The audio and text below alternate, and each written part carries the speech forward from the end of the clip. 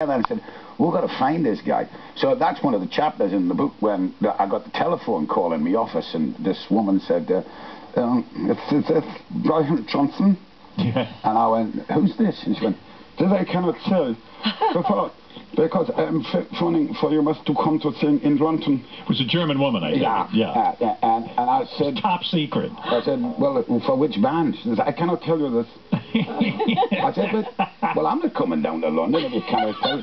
She called you for the audition and said, I cannot tell you who is the band or nothing. I said, well, you got to give us a clue. She went, okay, the initials are AC on CTC. And I said, so it's ACDC. She went, I have said too much. Who was she, Ava Braun?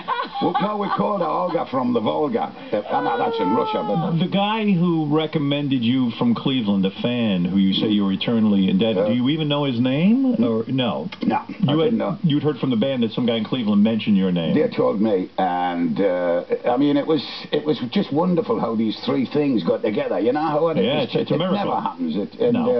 And it did happen, and it worked out great. But you know, but you auditioned in front of the other guys, right? Yeah. Well, I still wasn't going to go down. I was still worried about this music. I said, you know, listen, I'm 32. I'm past my sell-by date for rock bands. I'm an old fart. Right. So this is the man we're after.